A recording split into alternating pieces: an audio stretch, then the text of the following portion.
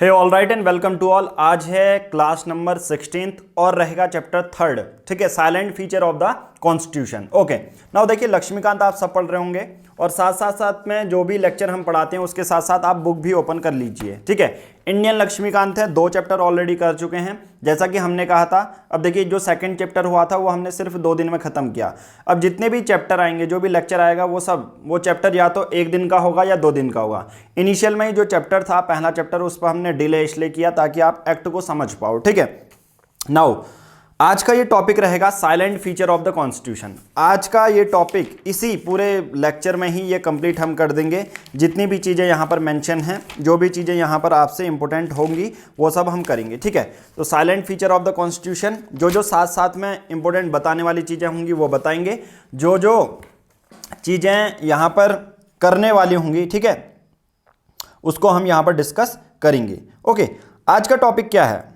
आज का टॉपिक है silent feature of the constitution, ठीक है। Silent feature of the constitution यानी कि कॉन्स्टिट्यूशन में क्या क्या चीज़ें लिखी गई हैं वो सब हम डिटेल में डिस्कस करेंगे। बट उससे पहले वीडियो तक पहुंच चुके हो, वीडियो को लाइक नहीं किया तो वीडियो को लाइक कीजिए, चैनल को सब्सक्राइब नहीं किया तो चैनल को सब्सक्राइब कीजिए। बाकी द हिंदू आप हमारे पेड कोर्सेज को ज्वाइन कर सकते हैं 7505134891, ठीक है। इस नंबर पर आपको व्हाट्सएप करना है और यूपीएससी प्रीलिम्स से लेकर इंटरव्यू तक पूरी गाइडेंस आपको दी जाती है, जिसमें करंट अफेयर, डेली के बेसिस पर the Hindu notes, answer writing की प्रैक्टिस की जाएगी, उसका वीडियो सॉल्यूशन और बाकी जो ये हैंड रिटन नोट्स हम हर एक रेफरेंस बुक के बनाने वाले हैं वो सब आपको मिलेंगे। प्लस उसके साथ साथ एनसीईआरटी क्लास 6 to 12 एक जिस्ट हमने प्रिपेयर की है, जो कि यूपीएससी के लिए आपके जो नोट्स बनाने का बर्डन होता है वो भी आपका हट जाएगा, ठीक है। तो आपको ये पूरे 1 साल के लिए 499 रुपीज़ में मिलेंगे और नोट्स हमेशा के लिए आपके जो एनसीईआरटी होगी वो हमेशा के लिए होंगे, ठीक है। ओके, नाउ ये तो था हमारा पेड जो ग्रुप है, बट आज हम डिस्कस कर लेते हैं 3rd chapter silent feature of the constitution. Constitution में कौन कौन सी चीज़ें लिखी गई हैं, हमारे कॉन्स्टिट्यूशन कैसे चलता है, क्या क्या चीज़ें, बहुत ज़्यादा चीज़ें मेंशन हैं, वो सब हम डिटेल में डिस्कस करते हैं। नाउ मैं आपसे ये रिक्वेस्ट भी करूँगा कि आप साथ साथ जो भी ये लेक्चर देख रहे हैं, साथ साथ में बगल पर आप क्या कर लीजिए, लक्ष्मीकांत की बुक ओपन कर लीजिए। जिसके पास 6th एडिशन है वो 6th कर लें, जिसके पास 5th एडिशन है वो 5th कर लें, 4th वाले भी कर सकते हैं। बाकी हमने जितने भी अपडेटेड चीज़ें हैं वो यहाँ पर कराई हुई हैं, ठीक है। तो सबसे पहले अगर मैं बात करूँगा, आज हम कॉन्स्टिट्यूशन के सिर्फ जो है फीचर्स क्या क्या हैं, हम डिटेल में कुछ आर्टिकल को नहीं जानने वाले, क्योंकि डिटेल में जो फीचर्स हैं वो आगे मेंशन किए गए हैं ना। सबसे पहला अगर कॉन्स्टिट्यूशन के बारे में, अब हमने क्या करा, एक्ट पढ़ लिया हमने, कॉन्स्टिट्यूशन 2nd चैप्टर में कॉन्स्टिट्यूशन भी बना लिया, कॉन्स्टिट्यूएंट असेंबली हमने पूरी पढ़ ली है। नाउ 3rd चैप्टर में हम पढ़ेंगे कि कॉन्स्टिट्यूशन में हमारे कॉन्स्टिट्यूशन मेकर में डाला क्या, वो चीज़ देखेंगे। ओके, सबसे पहला पॉइंट हमारा है कि ये लेंथीएस्ट कॉन्स्टिट्यूशन है, रिटन कॉन्स्टिट्यूशन है, ठीक है। जैसे अमेरिका का जो कॉन्स्टिट्यूशन था वो रिटन कॉन्स्टिट्यूशन है और ब्रिटिश का अनरिटन कॉन्स्टिट्यूशन है, ठीक है। पहली 2 चीज़ आपको याद रखनी है। तो सबसे पहला फीचर हमारे कॉन्स्टिट्यूशन, हमारे संविधान का ये है कि बहुत लंबा है और रिटन कॉन्स्टिट्यूशन है। पहला, ओरिजिनली हमने इनेक्ट किया था या अडॉप्ट किया था कॉन्स्टिट्यूशन को 26 नवंबर 1949 को, ठीक है, आप सबको पता होगा। और उस समय जो कॉन्स्टिट्यूशन में कुछ चीज़ें थी, जैसे प्रियम्बल था, आर्टिकल 395 थे, 395 आर्टिकल्स थे, 22 पार्ट हुआ करते थे और 8 शेड्यूल हुआ करते थे।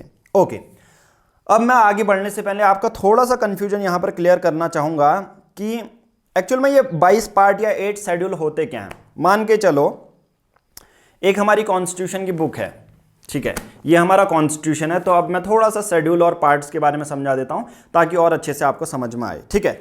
ये लक्ष्मीकांत की बुक है, ओके, एक हमारे पास लक्ष्मीकांत की बुक है, तो ये हमारी कॉन्स्टिट्यूशन की बुक हो गई। ओके, नाउ लक्ष्मीकांत में जितने चैप्टर होते हैं, मान के चलो अगर मैं 5th एडिशन ओपन कर रहा हूँ तो लक्ष्मीकांत में हैं हमारे आपके इंडेक्स खोल के आप चेक करेंगे तो करीबन 70 से 80 चैप्टर यहाँ पर हमें देखने को मिलते हैं। ओके, तो जो चैप्टर हैं वो पार्ट मान लो, जो चैप्टर हैं वो पार्ट मान लो कॉन्स्टिट्यूशन के, ठीक है। अभी हम देखेंगे 25 पार्ट हैं या 22 पार्ट हैं धीरे धीरे, ठीक है। तो कॉन्स्टिट्यूशन में पार्ट क्या हो गया, पार्ट मतलब चैप्टर, ठीक है। किन चैप्टर में क्या लिखा है वो पार्ट्स हो गए। उन पार्ट्स, हर एक लक्ष्मीकांत के चैप्टर में अलग अलग टॉपिक होते हैं नहीं, जैसे हमने कॉन्स्टिट्यूशन असेंबली कैसे वर्क करती है, कॉन्स्टिट्यूशन असेंबली कैसे बनी, वो सब हमने देखा था उसमें, तो वो आर्टिकल कहलाएंगे। ठीक है, मतलब उन चैप्टर में क्या क्या लिखा गया है वो आर्टिकल कहलाएंगे। ठीक है, अब मैं कहूँगा, अब आपके मन में एक क्वेश्चन आएगा, तो फिर ये शेड्यूल क्या होते हैं? आपने बता दिया जो चैप्टर हैं वो पार्ट्स की तरह काम करते हैं, और उन चैप्टर में क्या क्या लिखा है वो आर्टिकल की तरह काम करते हैं। आपके मन में डाउट होगा कि शेड्यूल क्या करते हैं। फिर कभी कभी ये मान के चलिए कि आर्टिकल वन में सपोज यूनियन एंड टेरिटरी के बारे में बताया गया है कि कौन कौन से हमारी टेरिटरीज हैं, पर हर एक स्टेट को मेंशन नहीं कर सकते ना उस आर्टिकल में। तो किसी एक आर्टिकल को डिटेल में लिखना, डिटेल में उसकी जानकारी देना, वो शेड्यूल कहलाते हैं। समझ में आया? जैसे मैं कहूँगा एक कोई आर्टिकल फर्स्ट है, उसमें यूनियन एंड इट्स टेरिटरी लिखा है, तो सिंपल सी बात है उस पर उत्तराखंड, आसाम, मध्य प्रदेश ये सब थोड़ा ना मेंशन होंगे ना उस आर्टिकल में। उस पर तो ये कह देंगे कि हमारे पास स्टेट हैं, यूनियन टेरिटरीज हैं। बट उसको डिटेल में अगर कवर करना है, एक छोटी छोटी स्पेसिफिक डिटेल भी कवर करनी है, तो वो शेड्यूल में करते हैं। First schedule, second schedule, third schedule, वो क्या है वो बाद में हम पढ़ेंगे। आई थिंक आपका कॉन्सेप्ट क्लियर हो गया होगा कि एक आर्टिकल क्या होता है, एक पार्ट क्या होता है और एक शेड्यूल क्या होता है। ठीक है, तो ये चीज़ें कवर हो गई होंगी। ठीक है, अब मैं ज़्यादा इस पर आपका टाइम वेस्ट नहीं करूँगा। तो सबसे पहला तो यही है हमारे कॉन्स्टिट्यूशन का सबसे बड़ा फीचर, लेंथीएस्ट रिटन कॉन्स्टिट्यूशन है। सबसे रिटन कॉन्स्टिट्यूशन, लिखा हुआ कॉन्स्टिट्यूशन है अमेरिका की तरह, बट अमेरिका से भी बड़ा कॉन्स्टिट्यूशन है।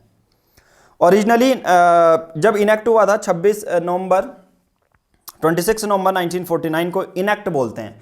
कमेंसमेंट कब हुआ था आप पिछली वीडियो में मैंने बताया था, चलो कमेंट बॉक्स में बताओ इंडियन कॉन्स्टिट्यूशन का कमेंसमेंट कौन सी डेट को हुआ था और उसी दिन क्यों हुआ था। ठीक है, उसी दिन क्यों हुआ था ये भी आपको बताना है। ओके, नाउ इतना हमने देख लिया। फिर तो सबसे पहला है ओरिजिनली 1949 में प्रेम्बल हुआ करता था, 395 आर्टिकल, 22 पार्ट और 8 शेड्यूल हुआ करते थे। ठीक है, अभी रिसेंट मैंने ये 6th एडिशन से लिया हुआ ये डाटा, 2019 का डाटा दिया गया है।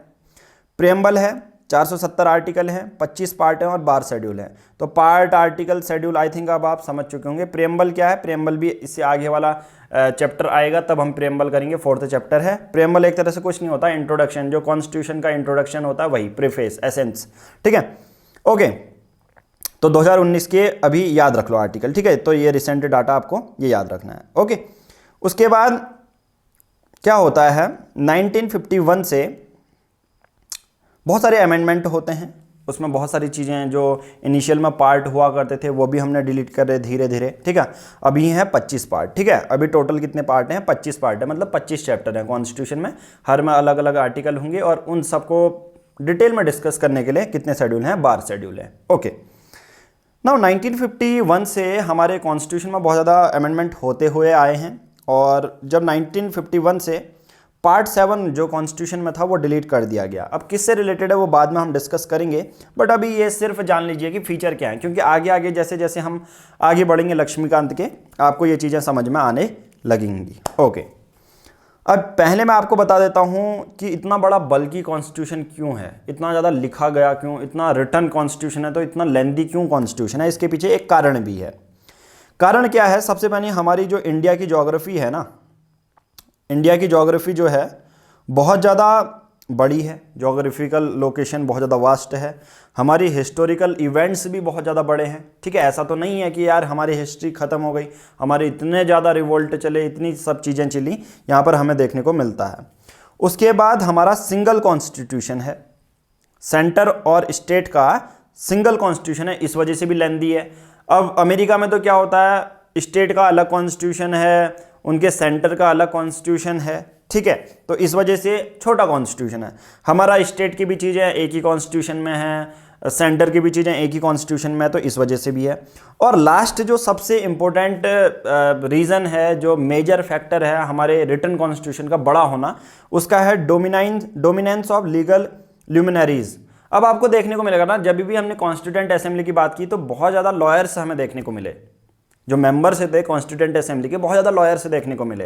तो लॉयर्स सिंपल सी बात है, एक तो कॉम्प्लिकेटेड भाषा तो वो डालते ही डालते हैं, उसके साथ साथ लॉयर का ये होता है कि अरे यार ये फीचर भी है, ये फीचर भी है, उसको बहुत ब्रॉड तरीके से पेश करना। ठीक है, तो ये कुछ कारण थे हमारे कॉन्स्टिट्यूशन के बल्कि होने के। ज्योग्राफिकल लोकेशन बहुत बड़ी है, हिस्ट्री हमारी बहुत बड़ी रही है, एक ही कॉन्स्टिट्यूशन है चाहे वो सेंटर के लिए हो, स्टेट के हो, और legal luminaries one of the major factor जिसके वजह से हमारा कॉन्स्टिट्यूशन बहुत ज़्यादा लेंदी हुआ है वो है डोमिनेंस था कॉन्स्टिट्यूएंट असेंबली में लीगल ल्यूमिनरीज का। खुद B R Ambedkar law member रह चुके थे। ओके ना, उसके बाद जो सेकंड फीचर है वो है हमारा कॉन्स्टिट्यूशन का, वो बोरोड कॉन्स्टिट्यूशन है। अभी हम देखेंगे कहाँ कहाँ से बोरो किया, बट उससे पहले कॉन्स्टिट्यूशन का दूसरा फीचर जो मेजर बोरोड सेक्शन है ना, करीबन 250 जो प्रोविजंस हैं हमारे संविधान में, वो गवर्नमेंट ऑफ इंडिया एक्ट 1935 से लिए गए हैं। सोच लो कितना ज़्यादा, और इसके लिए हमारे संविधान को क्रिटिसाइज भी किया करते हैं, क्योंकि गवर्नमेंट ऑफ इंडिया एक्ट 1935 किसने पास किया है? ब्रिटिश पार्लियामेंट ने पास किया है। वही चीज़ हम अब इम्प्लीमेंट करते हैं। तो मेजर जो चीज़ें हैं वो हमने बोरो की हैं गवर्नमेंट ऑफ इंडिया एक्ट 1935 से। क्या क्या चीज़ें अभी बोरो की हैं वो मैं बताऊंगा आपको, बट ये सब जान लीजिए कि बैकबोन है कॉन्स्टिट्यूशन का, एक बैकबोन है गवर्नमेंट ऑफ इंडिया एक्ट 1935। अगर आपसे पूछा जाए कि हमारे संविधान में सबसे ज़्यादा किस प्रोविज़न लिए हैं कौन से एक्ट से, तो आप कहेंगे भारतीय संविधान जो एक्ट है 1935 का। ओके, तो 1935 से हमने स्ट्रक्चरल पार्ट लिया है। एक कॉन्स्टिट्यूशन कैसा होगा, कितने पार्ट होंगे, कितना चैप्टर होगा, ओवरऑल जितना स्ट्रक्चर बनता ना एक कॉन्स्टिट्यूशन हमारा फ्रेम करने के बेसिस पे, जो स्ट्रक्चर होंगे, जो क्या क्या चीज़ें एडअप करनी है, वो हमने गवर्नमेंट ऑफ इंडिया एक्ट 1935 से ली। मौलिक अधिकार अगर बात करूं, फंडामेंटल राइट, आगे मैं थोड़े से बीच बीच में जो है ट्रिक्स की भी वीडियो लाते रहूँगा, जिसमें कि देखिए एक माइंड में ये बना लीजिए कि हर चीज़ आप एनालाइज नहीं कर सकते हो। अगर पेपर आता है, प्रीलिम्स का पेपर आता है, तो आपको स्मार्ट स्टडी कैसे करनी होगी कि कोई चीज़ मैंने जो समझा दी है वो तो समझा दी है, बट अगर फंडामेंटल राइट या preamble sequence wise sovereign secular integrity कैसे है, तो उसके लिए तो आपको मैं अच्छी एडवाइस देता हूँ कि आप ट्रिक्स को भी मेमोराइज करें। ठीक है, बट उसके लिए चिंता ना करें, आपको अलग से ट्रिक नहीं बनानी है, मैं आपके लिए बना के लाऊंगा। ठीक है, बट अभी ये जान लेते हैं कि हमारे फीचर्स क्या हैं, कॉन्स्टिट्यूशन में चीज़ें क्या हैं। ओके, हमने फंडामेंटल राइट लिया है अमेरिका से, डीपीएसपी लिया है आयरलैंड से। जो पॉलिटिकल पार्ट है वो तो हमारा ब्रिटिश गवर्नमेंट का ही है। अब ब्रिटिश गवर्नमेंट ने हमारे इंडिया में इतने सालों तक राज किया, तो सिंपल सी बात है हमारे लिए यही ईजी रहा कि हम ब्रिटिश गवर्नमेंट से ही पॉलिटिकल पार्ट ले लें। जनरली ब्रिटिश में पार्लियामेंट फॉर्म ऑफ गवर्नमेंट है, हमने भी कैबिनेट फॉर्म ऑफ गवर्नमेंट ही बनाई, प्रेसिडेंशियल फॉर्म ऑफ गवर्नमेंट नहीं बनाई।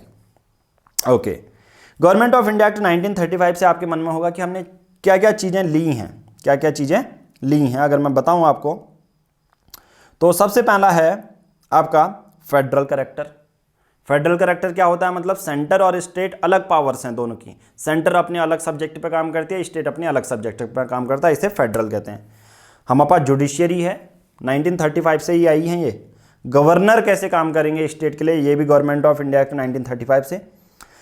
सबसे इंपॉर्टेंट इमरजेंसी प्रोविजन कौन से एक्ट से बोरो किए हैं, 1935 से। उसके बाद पब्लिक सर्विस कमीशन की भी बात आती है 1935 से। तो ये सब चीज़ें हमने देख ली। उसके बाद थर्ड जो फीचर है, अब देखिए बहुत सारे ऐसे कॉन्स्टिट्यूशन होते हैं।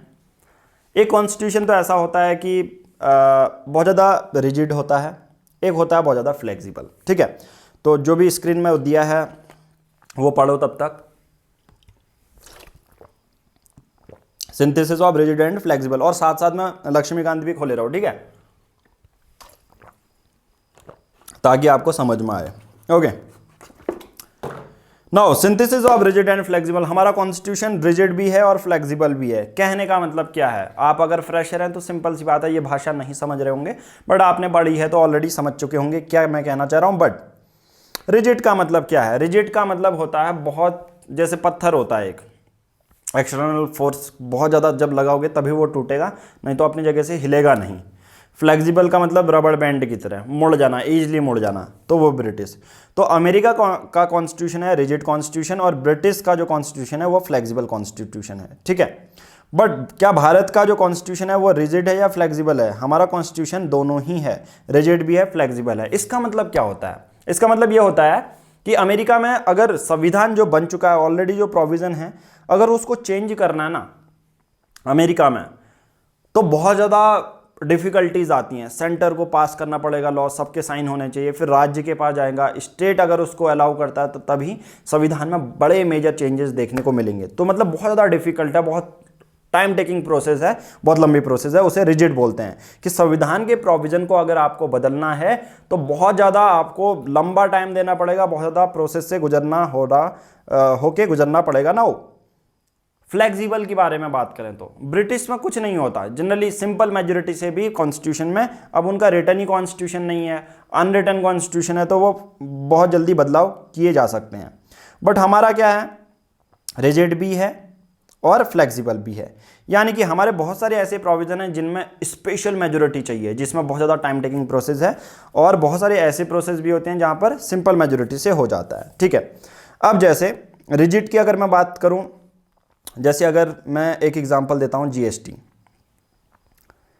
जीएसटी को इंप्लीमेंट करने के लिए स्टेट की भी रेटिफिकेशन चाहिए थी, 2/3 मेजोरिटी भी चाहिए थी। ठीक है, तो ये होता है रिजिड कॉन्स्टिट्यूशन। ओके, देखो आर्टिकल 368 में क्या लिखा है कि संविधान को कैसे बदला जा सकता है, उसके प्रोविजन कैसे चेंज किए जा सकते हैं।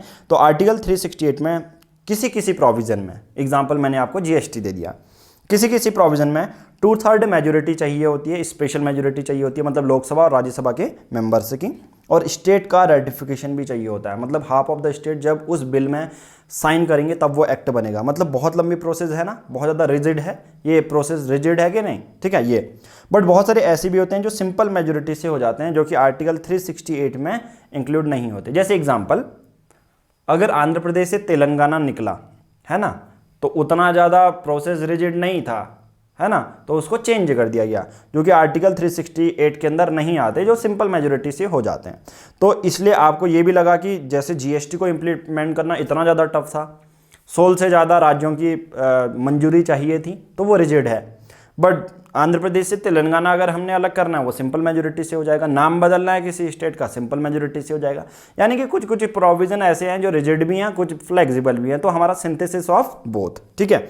अमेरिका में रिजिड होता है, ब्रिटिश में फ्लेक्सिबल, तो हमने दोनों ही जगह से ले लिया। ओके, तो 3 आपने देख लिए। ओके, उसके बाद नेक्स्ट है हमारा चौथा फीचर है कॉन्स्टिट्यूशन का, federal system with unitary bias. Federal का मतलब क्या होता है, 2 गवर्नमेंट, सेंटर में, स्टेट में, रिटन कॉन्स्टिट्यूशन है। देखिए फेडरल और यूनिटरी में आपको ये पता होना चाहिए कि हमारा जो फेडरल सिस्टम है बट यूनिटरी बायस है।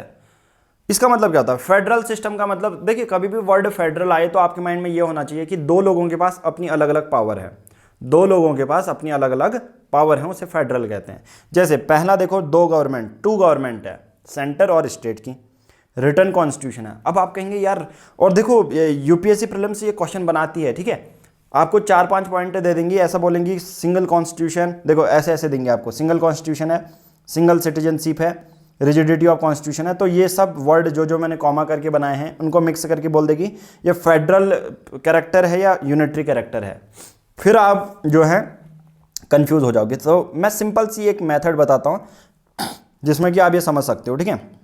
पहला देखो, फेडरल यानी कि देखो 2 government, written constitution, independent judiciary, supremacy of constitution, rigidity of the constitution. कभी भी फेडरल आपको देखने को मिले तो आपको याद रखना है जहां पर 2 अलग अलग पावर्स देखने को मिलेंगी, 2 अलग अलग पावर से देखने को मिलेंगे, जहां पर एक पावर होगी सेंटर की, दूसरी पावर होगी स्टेट की। तो 2 गवर्नमेंट हैं पहला। दूसरा है देखो रिटन कॉन्स्टिट्यूशन। आप जब रिटन कॉन्स्टिट्यूशन के बारे में बात करेंगे तो उस पर देखो, रिटन कॉन्स्टिट्यूशन का मतलब होता है संविधान ने, सिंपल सी बात है, अपने कॉन्स्टिट्यूशन में सेंटर के लिए अलग प्रोविजन बनाए होंगे, स्टेट के लिए अलग प्रोविजन बनाए होंगे। यानी कि अगर स्टेट कहेगा कि मैं ये करना चाहता हूं तो स्टेट किस के या क्या सोच कर ऐसा करता है, स्टेट कहता है कि ये संविधान में ये चीज़ें हमारे लिए लिखी गई हैं तो मैं ये कर सकता हूँ, तो इसे कहते हैं फेडरल कैरेक्टर। फेडरल का मतलब जहाँ पर दोनों सेंटर और स्टेट के पास अपनी अपनी पावर होती हैं और पावर का सोर्स कॉन्स्टिट्यूशन देता है, ठीक है। इंडिपेंडेंट जुडिशियरी, इंडिपेंडेंट जुडिशियरी भी एक फेडरल कैरेक्टर है। कॉन्स्टिट्यूशन सुपरमेसी, कॉन्स्टिट्यूशन की सुपरमेसी आपको देखने को मिल जाती है, ठीक है। मतलब कॉन्स्टिट्यूशन जो बोलेगा वो होगा, यानी कि सेंटर और स्टेट के अलग अलग पावर्स हैं और rigidity of the constitution. Rigidity of the constitution भी सिंपल सी बात है, रिजिडिटी का मतलब अभी हमने ये देखा कि स्टेट की भी मंजूरी चाहिए होती है, तो ये एक फेडरल कैरेक्टर हो जाएगा। ओके, उसके बाद नेक्स्ट है यूनिटरी कैरेक्टर। यूनिटरी का मतलब जनरली जितनी पावर होगी वो सेंटर के पास होगी। सबसे पहला स्ट्रॉन्ग सेंटर, सेंटर स्ट्रॉन्ग होना, क्योंकि सेंटर के पास जो सब्जेक्ट पावर है वो थोड़ी सी वाइड हम कह सकते हैं। सिंगल कॉन्स्टिट्यूशन होना चाहिए, ये यूनिटरी जो है प्रोविज़न है। सिंगल कॉन्स्टिट्यूशन का मतलब यूनिटरी प्रोविज़न है। सिंगल कॉन्स्टिट्यूशन जनरली क्या होता है कि स्टेट के अलग संविधान नहीं है, स्टेट का अलग संविधान नहीं है। फिर है सिंगल सिटीजनशिप, कॉन्स्टिट्यूशन भी सिंगल है। जैसे अमेरिका में अगर आप देखेंगे तो उनके सेंटर का अलग कॉन्स्टिट्यूशन है और स्टेट का अलग कॉन्स्टिट्यूशन है, ठीक है। बाकी अमेरिका में सिटीजनशिप भी 2 सिटीजनशिप होती है किसी एक पर्सन की, अमेरिकन सिटीजनशिप और उनके जो स्टेट होते हैं उनकी भी सिटीजनशिप अलग अलग होती है। तो बाकी भारत में यूनिटरी मेथड कहते हैं इनको, कि सिंगल कॉन्स्टिट्यूशन है, सिंगल सिटीजनशिप है। और जो अपॉइंटमेंट होता है गवर्नर का, देखिए गवर्नर किसको चलाते हैं, स्टेट गवर्नमेंट को चलाते हैं, बट यहाँ पर अपॉइंटमेंट भी सेंटर ही करती है, तो ये भी एक यूनिटरी मेथड है। तो आप समझ रहे हैं जहाँ पर सेंटर की पावर ज़्यादा होगी वो यूनिटरी की पावर है, यूनिटरी मेथड है। जहाँ पर दोनों की पावर शेयर है, दोनों की अलग अलग पावर्स हैं, तो फेडरल कैरेक्टर का होगा नेचर। ओके, नाउ एक और चीज़ याद रखनी है जो कि आपसे पूछी जा सकती है, क्या टर्म फेडरेशन कॉन्स्टिट्यूशन में मेंशन है या नहीं। तो nowhere used in the constitution, जो फेडरेशन का टर्म है संविधान में कहीं भी यूज नहीं किया गया है, ठीक है, संविधान में कहीं भी यूज नहीं किया गया है। ओके, नाउ आर्टिकल 1, आर्टिकल 1 में क्या लिखा है, इंडिया को डिस्क्राइब किया है। इंडिया को क्या बोला गया है, India as a union of India. इसका मतलब होता है इंडिया को बोला क्या गया है, यूनियन ऑफ इंडिया। ओके, इसका मतलब होता है Indian federation is not the result of an agreement by the state. America की तरह स्टेट्स का कोई एग्रीमेंट नहीं है जो इंडिया एज ए यूनियन बनाया ना, नहीं तो फेडरेशन ऑफ इंडिया बोला जाता है ना, नहीं तो क्या बोला जाता, federation of India. But India को कैसे डिस्क्राइब किया है आर्टिकल 1 में, यूनियन ऑफ इंडिया, क्योंकि यूनियन ऑफ इंडिया इसलिए बोला गया है कि हमारे राज्यों ने कुछ ऐसा एग्रीमेंट नहीं किया कि हम मिलके एक भारत बनाते हैं, ठीक है। तो अमेरिका की तरह ऐसा यहाँ पर देखने को नहीं मिलता है। ओके, उसके बाद जो इसका ही प्रोविजन है, इस पर यह भी देखने को मिलता है कि no state has right to secede from federation. ऐसा कोई भी राज्य नहीं है जिसके पास अधिकार हो कि भारत का जो यूनियन है उससे अलग हो जाए। ऐसा नहीं कहेगा ना कि आंध्र प्रदेश में अलग होना चाहता हूँ। हालांकि अभी आप सबको देखने को मिलती है, हम जो डेली द हिंदू के एनालिसिस में नागा क्राइसिस देखते हैं, नागा इश्यू देखते हैं, बोडोलैंड देखते हैं आसाम का, तो वहाँ पर हालांकि हल्की हल्की डिमांड होती है कि हम अलग सा स्टेटहुड चाहते हैं, नागालैंड में भी ग्रेटर नागालिज्म चाहते हैं। तो ये चीज़ें मैं ऑलरेडी एक्सप्लेन आपको करता हुआ आया हूँ, ठीक है। तो यही चीज़ें UPSC is all about static with current portion. Okay, ना हालांकि किसी राज्य को अलग होने का कोई भी अधिकार नहीं है। ओके, उसके बाद कुछ कुछ पॉइंट बताता हूँ जो कि प्रीलिम्स में पूछे जा सकते हैं। जैसे केसी वियर ने क्या बोला था, इंडिया को कैसे डिस्क्राइब किया, ये बता रहा हूँ, 1 मार्क्स में ये पूछा जा सकता है, ठीक है।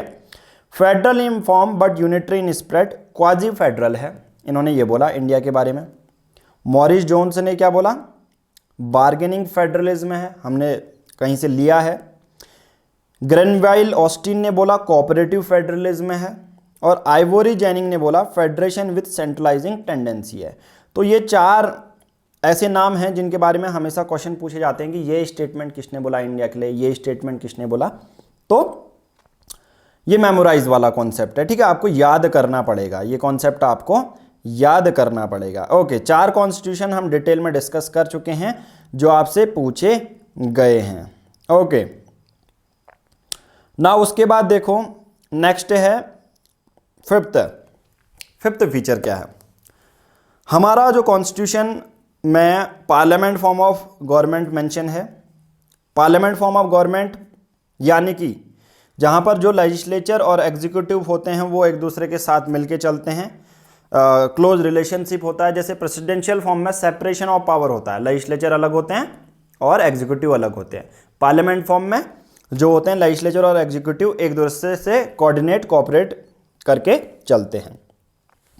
पार्लियामेंट फॉर्म ऑफ गवर्नमेंट को वेस्टमिनिस्टर भी बोला जाता है, क्योंकि वेस्टमिनिस्टर एक जगह है, जो ब्रिटिश गवर्नमेंट जहां पर ब्रिटिश की पार्लियामेंट बैठती है ना, तो वो वेस्टमिनिस्टर है, तो वेस्टमिनिस्टर फॉर्म ऑफ गवर्नमेंट भी बोला जाता है। पार्लियामेंट फॉर्म ऑफ गवर्नमेंट को रिस्पॉन्सिबल गवर्नमेंट भी बोला जाता है। अगर आप हर एक क्वेश्चन देखोगे ना यूपीएससी प्रीलिम्स 2020 के, हर एक क्वेश्चन आप सॉल्व कर ले जाओगे अगर अच्छे से पढ़ोगे तो। क्वेश्चन हमेशा मैं यही दिखाता हूं कि रिस्पॉन्सिबल फॉर्म ऑफ गवर्नमेंट क्या होती है। Parliament form of government always considered as the responsible form of government. कोई देखने मतलब दो राय ही नहीं थी ऐसे क्वेश्चन। पॉलिटी में तो इस बार स्टैटिक ही आया था, बहुत सिंपल से क्वेश्चन डाल दिए गए थे, ठीक है, कोई अलग क्वेश्चन था ही नहीं। तो पार्लियामेंट फॉर्म ऑफ गवर्नमेंट को वेस्टमिनिस्टर फॉर्म ऑफ गवर्नमेंट कहते हैं, रिस्पॉन्सिबल गवर्नमेंट कहते हैं। क्योंकि रिस्पॉन्सिबल गवर्नमेंट क्यों कहते हैं ये भी बता देता हूं। क्योंकि जो हमारे एग्जीक्यूटिव है ना, काउंसिल ऑफ मिनिस्टर, जैसे पीएम मोदी हैं, निर्मला सीतारमन जी हैं, ठीक है, डिफेंस मिनिस्टर हैं, ये सब जितने बड़े बड़े काउंसिल ऑफ मिनिस्टर हैं ये एक्चुअली रिस्पॉन्सिबल रहते हैं हमारे लेजिस्लेचर को। लेजिस्लेचर यानी कि फाइनली हमको रिस्पॉन्सिबल हैं काउंसिल ऑफ मिनिस्टर। ऐसा कैसे? ऐसा इसलिए कि जो पार्लियामेंट फॉर्म ऑफ गवर्नमेंट में एग्जीक्यूटिव रिस्पॉन्सिबल है लेजिस्लेचर। लेजिस्लेचर कौन है? लोकसभा और राज्यसभा के मेंबर हैं। उनको किसने चुना है? हमने चुना है। उनको कैसे चुना होगा? सिंपल सी बात है, हमने अपने एमएलए चुने और एमएलए ने किया एमपीज को चुना, बस सिंपल सी बात है। एट द एंड हमारे रिप्रेजेंटेटिव को जो है रिस्पॉन्सिबल है काउंसिल ऑफ मिनिस्टर, इसलिए इसको रिस्पॉन्सिबल फॉर्म ऑफ गवर्नमेंट भी कहते हैं। नाउ कैबिनेट गवर्नमेंट तो वही है, काउंसिल ऑफ जो मिनिस्टर्स होते हैं। और Indian parliament is not a sovereign body like British, ये सबसे ज़्यादा इंपॉर्टेंट है। इंडिया की पार्लियामेंट सॉवरेन है बट नॉट लाइक ब्रिटिश। इसका मतलब क्या है? ब्रिटिश की पार्लियामेंट सपोज कोई कानून बोल देगी कि यस आज से ये रोड बनेगी और इस रोड से कोई नहीं चल सकता, तो फाइनल डिसीजन किसका होगा? पार्लियामेंट का, यानी कि सॉवरेन बॉडी है, किसी से पूछना नहीं है, कोई उसके ऊपर नहीं है, कोई उसके नीचे नहीं है। ब्रिटिश पार्लियामेंट सॉवरेन बॉडी है कि एक पुल बना दी, एक रोड है, इससे कोई नहीं चलेगा तो नहीं चलेगा, सिंपल सी बात है। हालांकि ऐसा लॉ बनाएंगे नहीं, सिंपल सी बात है, मौलिक अधिकार के खिलाफ है, बट मैं एक समझाने के लिए आपको चीज़ें बता रहा हूं। ओके, नाउ एक रोड बनाएगी, एक रोड बना दी गई है। ब्रिटिश एक सॉवरेन बॉडी है, ब्रिटिश की पार्लियामेंट मतलब वहां के जो हाउस ऑफ कॉमन है, हाउस ऑफ लॉर्ड्स हैं, लोकसभा और राज्यसभा जैसे, उन्होंने जो बोल दिया वो है, उसको ना ही उनका सुप्रीम कोर्ट टाल सकता है ना कोई। बट हमारे यहाँ पर जुडिशियल सुपरमेसी है। इसका मतलब हमारे यहाँ सपोज कानून बनता है कि एक ऐसी रोड बनाई जाएगी जहां पर से अब कोई भी पर्सन नहीं चल सकता, कोई भी पर्सन चल नहीं सकता। तो अब सुप्रीम कोर्ट के पास ये कानून जाएगा, सुप्रीम कोर्ट कहेगा नहीं यार ये तो गलत बात है, और इसको उस कॉन्स्टिट्यूशनल चीज को अनकॉन्स्टिट्यूशनल करार दे देगा। मतलब जुडिशियल सुपरमेसी है, हमारा सुप्रीम कोर्ट चेक करेगा कि वो कानून सही है या नहीं, ठीक है, तो उसे कहते हैं। तो हमारा जो पार्लियामेंट है ना, एक सॉवरेन बॉडी नहीं है कि जो बोल दे यस वो फाइनल डिसीजन होगा, जो कि एक अच्छी बात भी है, हम जिसे कह सकते हैं। ओके, उसके बाद नेक्स्ट है, सिक्स्थ है सिंथेसिस ऑफ पार्लियामेंट सॉवरेनिटी और जुडिशियल सुपरमेसी। जैसा मैंने बोला आपसे, पार्लियामेंट जो सॉवरेनिटी है वो ब्रिटिश में है कि ब्रिटिश की पार्लियामेंट ने जो कानून बना दिया भाई, अब सुप्रीम कोर्ट भी उसे बदल नहीं सकती। वहीं जुडिशियल सुपरमेसी हमने यूनाइटेड स्टेट से लिया है, यानी कि अगर कोई कानून बन जाता है तो हमारी जो सुप्रीम कोर्ट होगी वो डिसाइड करेगी कि वो कानून सही है या नहीं है। अगर भारत में उसी टर्म को अगर मैं लीगल टर्म में बोलूं या पॉलिटिकल टर्म में बोलूं तो उसे जुडिशियल रिव्यू कहते हैं। नाम से लग रहा है ना, जुडिशियल रिव्यू देगा, सुप्रीम कोर्ट अपना रिव्यू देगा कि यार सही है या नहीं। अब मैं आपको एक एग्जांपल देता हूं जब ये चीजें अनकॉन्स्टिट्यूशनल करार दी गई। पहला, एनजीएसी 2015 में आया और इसके लिए बहुत बार क्वेश्चन भी। एनजीएसी क्या था कि सुप्रीम कोर्ट के जजों को किस तरह से अपॉइंट किया जाएगा, तो सरकार ने अपने बेसिस पे एनजीएसी बनाई हुई थी। तो हमारे सुप्रीम कोर्ट ने कहा कि एनजीएसी अनकॉन्स्टिट्यूशनल है, तो उसको ख़त्म कर दिया गया। आपके लिए क्वेश्चन क्या है?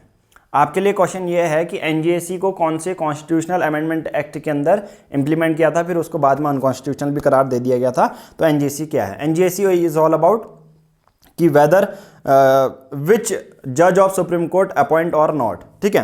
तो उसकी जो प्रोसीजर है वो एनजीएसी में मेंशन थी। ओके, बट एनजीएसी को बाद में सुप्रीम कोर्ट ने कहा नहीं, ये कॉन्स्टिट्यूशनल अनकॉन्स्टिट्यूशनल है। ओके, क्योंकि वहां पर सेंट्रल गवर्नमेंट अपनी बहुत ज़्यादा डोमिनेंस से दिखा रही थी कि किस तरह से सुप्रीम कोर्ट के जज को अपॉइंट करना है। ओके, नाउ अब कभी भी आएगा कि कॉन्स्टिट्यूशन में बदल कौन सकता है? संविधान ने, कॉन्स्टिट्यूशन ने किसको पावर दी गई है कि कॉन्स्टिट्यूशन बदल कौन सकता है? तो पार्लियामेंट जो है अमेंड कर सकता है हमारा कॉन्स्टिट्यूशन, ये याद रखना। ओके, उसके बाद अमेरिका कॉन्स्टिट्यूशन में ड्यू प्रोसेस ऑफ लॉ है, उसको तवज्जो दी जाती है। इंडियन में प्रोसीजर इस्टेब्लिश्ड बाय लॉ है, जो कि आर्टिकल 21 है।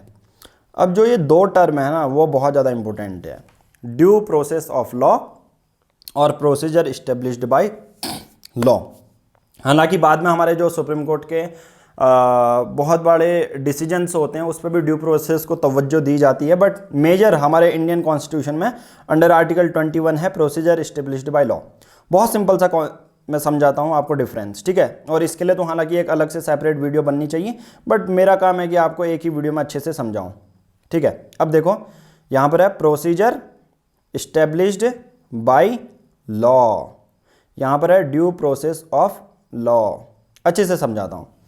हमारे भारत में प्रोसीजर इस्टेब्लिश्ड बाय लॉ है, यानी कि प्रोसीजर इस्टेब्लिश्ड बाय लॉ इसका मतलब होता है, सबसे पहले मैं ये आपको बता देता हूँ कि एक लॉ बनता कैसे है। लॉ बनने का बहुत सिंपल सा वो है, लोकसभा या राज्यसभा में बिल जाता है, वो बिल साइन होते हैं। जैसे मैं हर एक द हिंदू एनालिसिस आपने वीडियो मेरी देखी होगी, मैं हर बार यही बताता हूँ कि एक्ट क्या होता है, एक्ट क्या होता है। मैं ये कहता हूँ कि लोकसभा के पास जाएगा, राज्यसभा के पास जाएगा, फिर प्रेसिडेंट के पास साइन होकर जाएगा, फिर वो एक्ट बन जाएगा। यानी कि बिल को एक्ट बनने के लिए जितना भी प्रोसीजर फॉलो किया जाता है, क्या वो सही है या नहीं, उसे कहते हैं procedure established by law.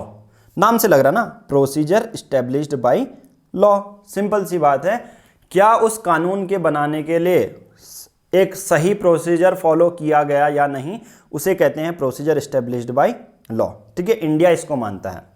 Due process law क्या होता है? ड्यू प्रोसेस में प्रोसीजर तो फॉलो किया जाता है, यानी कि लोकसभा, राज्यसभा, प्रेसिडेंट के पास फॉलो तो किया जाएगा, बट उसमें ऐड अप कर लो जस्ट और फेयर तरीके से बनना चाहिए। जैसे एक एग्जाम्पल मैं बता देता हूं।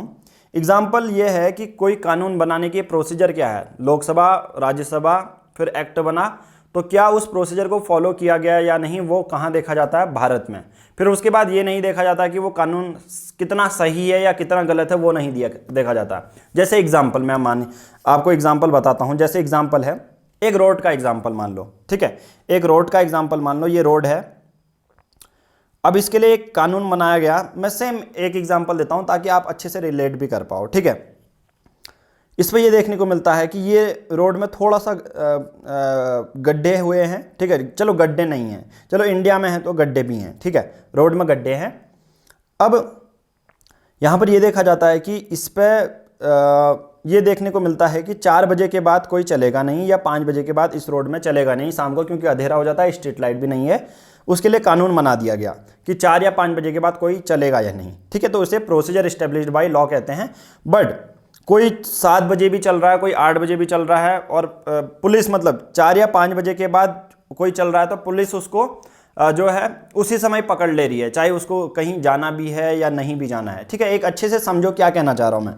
प्रोसीजर इस्टेब्लिश्ड बाय लॉ, इसका मतलब ये होता है कि उस प्रोसीजर को आपने फॉलो किया या नहीं। कानून बनाने का जो प्रोसीजर है, कौन सा प्रोसीजर है? वही वाला, लोकसभा राज्यसभा वाला।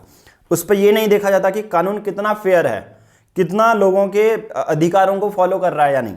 मतलब 4-5 बजे के बाद अंधेरा हो जाता है, उसके बाद चलने में पुलिस आपको अरेस्ट कर सकती है। तो पुलिस क्या कर रही है, उसी समय जैसे ही 5 बजे आप निकले तुरंत आपको अरेस्ट कर लिया। हालांकि आपको कहीं जाना होगा, आपका ऑफिस होगा, आपके घर में जो बच्चे हैं वो वेट कर रहे होंगे, तो सिंपल सी बात है, कहीं ना कहीं आपके अधिकार का तो हनन हो रहा है ना। तो मतलब कानून तो देखने को मिल रहा है, बट कानून में ये नहीं देखने को मिल रहा है कि वो कानून कितना सही है, फेयर है या नहीं आपके लिए। तो पुलिस तो ये भी चाह सकती है कि आपको एक नोटिस दे देगी, और सुबह 10 बजे या 11 बजे या दिन के कभी भी एक ऐसा टाइम जब आप घर पर रहते हो तब आपको ले जा सकती है पुलिस स्टेशन।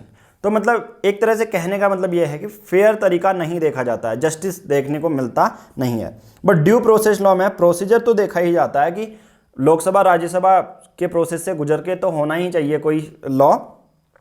जस्ट और फेयर भी देखने को मिलता है कि उस कानून में ये लिखने को मिलता है कि कोई भी पर्सन अगर इंपॉर्टेंट काम के लिए जा रहा है तो उसमें उसको अरेस्ट नहीं किया जाएगा। ऐसा ड्यू प्रोसेस ऑफ लॉ में देखने को मिलता है। तो ऐसा कहाँ फॉलो किया जाता है? यूनाइटेड स्टेट्स ऑफ अमेरिका में। और सिर्फ प्रोसीजर एस्टेब्लिश्ड बाय लॉ ये देखने को मिलता है कि यार पार्लियामेंट ने कानून बनाया है या नहीं, उस पर उस कानून को ये नहीं देखा जाता है कि कितने ये उनके अधिकारों का हनन करेगा, कितना फेयर है, ठीक है, लोगों के हित के लिए कितना है वो नहीं देखा जाता है। हित मतलब जनरली मैं एक टर्म यूज कर रहा हूं, फेयर। ठीक है, आई थिंक आपको ये समझ में आया होगा। प्रोसीजर एस्टेब्लिश्ड बाय लॉ और ड्यू प्रोसेस ऑफ लॉ है क्या। ठीक है, तो ये चीजें आपको देखने को मिल गई। ओके, तो ये हो गई 5 पॉइंट। ठीक है, आज मैं इस पार्ट में 9 तक कराऊंगा। ठीक है, उसके बाद हम नेक्स्ट जो चैप्टर है वो करेंगे। उसके बाद नेक्स्ट जो फीचर है कॉन्स्टिट्यूशन का वो है integrated and independent judiciary. Integrated का मतलब सबसे ऊपर सुप्रीम कोर्ट है, फिर हाई कोर्ट है, फिर डिस्ट्रिक्ट होते हैं जो कि दोनों ही सेंट्रल के कानून भी लागू करते हैं और राज्य के कानून भी। अमेरिका में तो क्या होता है, एक ऐसी कोर्ट है जो सेंट्रल के लिए अलग कानून लागू करेगी और जो स्टेट की कोर्ट है उनके अलग से स्टेट के कानून होंगे। तो भारत में इंटीग्रेटेड है, सुप्रीम कोर्ट हाई कोर्ट वो सेंट्रल के भी कानून लागू कर रही है और स्टेट के भी कानून लागू कर रही है, उसे इंटीग्रेटेड बोला जाता है। और भारत में इंडिपेंडेंट जुडिशरी भी है। इसका मतलब क्या होता है, जो सुप्रीम कोर्ट है उनके जज को सिक्योरिटी दी है, इंडिपेंडेंट है, मतलब अपने बेसिस पर किसी के दबाव पर आके काम नहीं करती हमारी जुडिशरी। उनके पास फिक्स्ड टेन्योर है, जज को रिमूव करना बहुत ज़्यादा डिफिकल्ट है, फिक्स्ड सर्विसेज होती हैं, जो एक्सपेंडिचर उनका खर्चा होता है कॉन्सोलिडेटेड फंड ऑफ इंडिया से आता है। ठीक है, तो ये इंटीग्रेटेड भी है, इंडिपेंडेंट भी है। ठीक है, तो ये चीज़ आपको याद रखना। बाकी जो हमारी अमेरिका है उस पर इंटीग्रेटेड जुडिशरी हमें देखने को नहीं मिलती है। ठीक है, वहाँ पर स्टेट के लिए अलग कोर्ट है, सेंटर के लिए अलग कोर्ट है। उसके बाद हमारा कॉन्स्टिट्यूशन में फंडामेंटल राइट भी दिए गए हैं जो कि हमारे पॉलिटिकल डेमोक्रेसी को प्रमोट करते हैं, आइडिया ऑफ पॉलिटिकल डेमोक्रेसी। और 9th क्या है, डीपीएसपी भी है। डॉक्टर BR अम्बेडकर, इसको क्या कहते हैं, novel feature of the Indian constitution. अगर बोला जाए novel feature of Indian constitution क्या है तो आप कहेंगे डीपीएसपी। ऐसा किसने कहा, BR अम्बेडकर ने कहा। ठीक है, हमारी जो डीपीएसपी है सामाजिक और आर्थिक डेमोक्रेसी को प्रमोट करती है और ये चाहती है कि राज्य का वेलफेयर हो। ठीक है, उसके लिए डीपीएसपी बनी है। फंडामेंटल राइट, लोगों के पॉलिटिकल डेमोक्रेसी स्ट्रॉन्ग करना है। ठीक है, अब यहाँ तक हमने देख लिया। अब आगे वाला जो लेक्चर होगा उस पर हम जो है अलग अलग फीचर देखेंगे, 10th 11th 12th सेकुलर, ये सब हम अलग में, फिर लास्ट में क्रिटिसिज्म में भी। आज के इस चैप्टर में इतना ही हम करेंगे, बट उसके साथ साथ थोड़ा सा मैं और एक्सप्लेन कर देता हूँ। जैसे एग्जांपल फंडामेंटल राइट। ठीक है, बहुत सारी ऐसी चीज़ें हैं, मैंने जैसे बुक में फंडामेंटल राइट दिया है कि राइट टू इक्वलिटी आर्टिकल 14 से, साथ में बुक भी रख लो ताकि समझ में आए। फंडामेंटल राइट जो यहाँ पर देखने को मिलता है आपको, ये देखो यहाँ पर। ठीक है, प्रमोटिंग पॉलिटिकल डेमोक्रेसी, मैंने सिर्फ ये पॉलिटिकल डेमोक्रेसी को प्रमोट करता है, प्रीलिम्स के लिए हो गया। मैंने ये नहीं बताया कि यार फंडामेंटल राइट में right to equality article 14 to 18 होता है, क्योंकि देखो फंडामेंटल राइट के लिए एक अलग सा चैप्टर है। आपको बस यही स्मार्ट स्टडी करनी होगी कि कौन सी चीज़ों को आपने उस चैप्टर में रिपीटेशन ऑफ वर्क नहीं करना है। ठीक है, बट मैं यहाँ पर समझा देता हूँ। फंडामेंटल राइट जो होते हैं, मौलिक अधिकार होते हैं, पार्ट 3rd में, इंडियन कॉन्स्टिट्यूशन के पार्ट 3rd में आते हैं। ठीक है, जिसमें बहुत सारी चीज़ें होती है। जनरली फंडामेंटल राइट आर्टिकल 14 से लेके 30 तक होते हैं। उसके बाद तो डीपीएसपी चालू हो जाता है पार्ट 4 का। राइट टू इक्वलिटी आर्टिकल 14 से लेके 18 तक। राइट टू इक्वलिटी किसमें, जॉब में, अपॉइंटमेंट में, पब्लिक ऑफिसेज में, सब में। राइट टू फ्रीडम एक्सप्रेशन का, फेथ का। ठीक है, आर्टिकल 19 से 22। Right to equality, right to privacy, right to freedom of exploitation article 23 से 24। Cultural and educational right article 23 से 29 और 30। ठीक है, तो माइनॉरिटीज़ के लिए राइट क्या होंगे, तो ये हमें जनरली पॉलिटिकल डेमोक्रेसी का आइडिया है वो प्रमोट करते हैं फंडामेंटल राइट। प्रीलिम्स में यही क्वेश्चन पूछा जाएगा कि सोशल और इकोनॉमिक डेमोक्रेसी को कौन प्रमोट करता है, उसे कहते हैं डीपीएसपी। अब डीपीएसपी में क्या है, देखो डीपीएसपी में क्या है आपको देखने को मिलता है।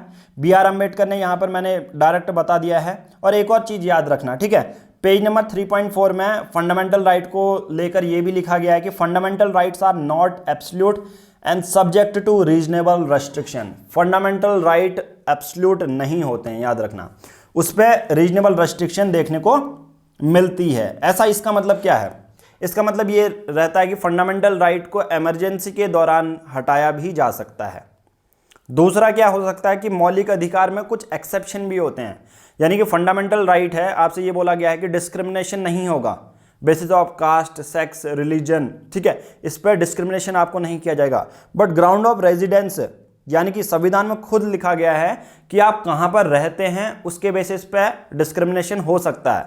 डिस्क्रिमिनेशन यानी कि क्या हो सकता है, जो राज्य सरकार है अपने जो प्रेफरेंस दे सकती है अपने रेजिडेंट्स वालों को, ऐसा हर जगह होता है। जैसे अपनी एजुकेशन इंस्टीट्यूशन है तो उनकी फीस कम कर देंगे, ठीक है।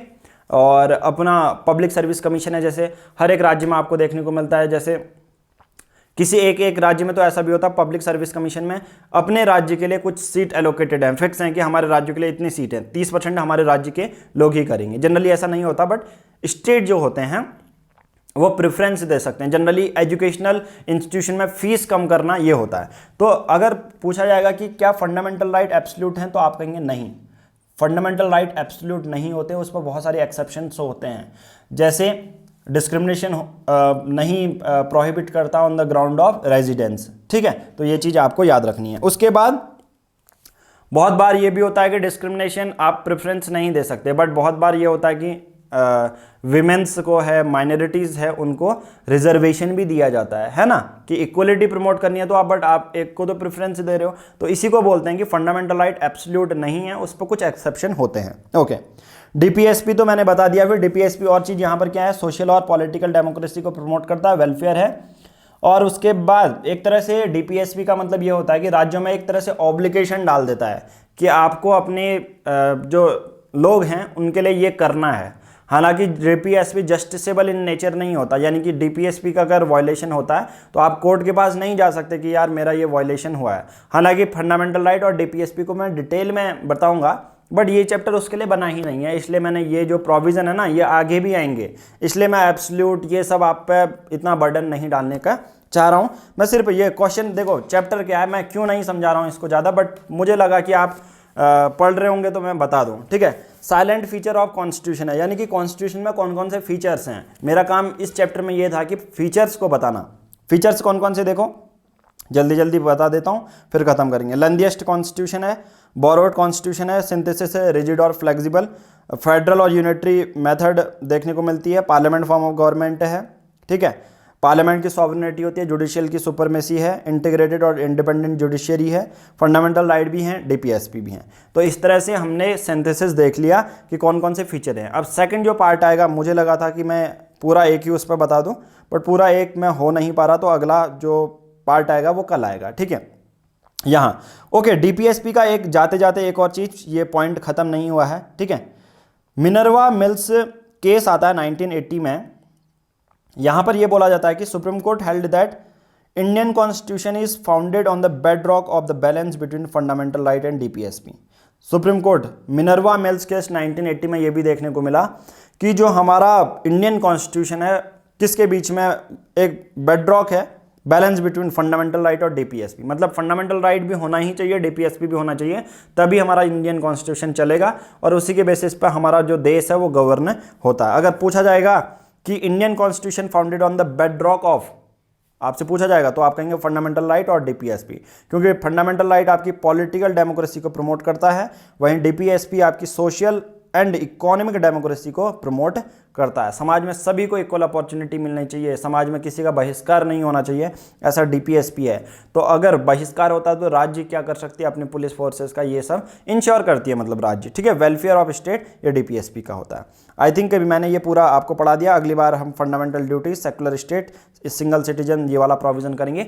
बट आज की इस वीडियो में इतना ही। बट जाते जाते वीडियो आपने पूरी देख ली है, समझ में आया है कुछ, तो वीडियो को लाइक कीजिए और चैनल को सब्सक्राइब करना ना भूलें। और एक और चीज़, अगर आप ये वीडियो कभी भी देख रहे हैं, अगर बहुत कम प्राइस में यूपीएससी प्रिपरेशन आपको करनी है तो इससे अच्छा मौका आपको कहीं नहीं मिलेगा। 7505134889 इस नंबर पर आपको व्हाट्सएप करना है, पूरी डिटेल हम आपको मेंशन कर देंगे। बाकी टेलीग्राम ऐप डाउनलोड करनी है @PR पब्लिकेशन, स्मॉल लेटर में या कैपिटल लेटर में भी सर्च कर सकते हो, PR पब्लिकेशन सर्च करना है, क्योंकि वहाँ पर हम बहुत सारी चीज़ें फ्री में भी PDF शेयर करते रहते हैं। हमारे वीडियोज़ के नोटिफिकेशन वहाँ पर आपको मिलेंगे। तो इस चैनल को और हमारे जो पेड सब्सक्राइबर हैं, यानी कि 499 रुपीज़ में, सिर्फ 499 रुपये में 1 साल के लिए NCERT नोट्स, हिंदू के नोट्स, फ़ोन गाइडेंस, ये सब मिलते हैं। हमारा विज़न ये है कि मिनिमम प्राइस में सभी लोगों को जो इतना एक्सेस नहीं कर पाते, बड़े बड़े इंस्टीट्यूशन की फ़ीस नहीं दे पाते, तो हम उनको क्वालिटी कंटेंट भी देते हैं। किसी भी बड़े इंस्टीट्यूशन में आप जाके देख लो, उनका जो भी लेक्चर होगा उसको हमारे लेक्चर से भी कंपेयर कर लो, हम और ज़्यादा डिटेल आपको देते हैं। तो आज की इस वीडियो में इतना ही। Thank you.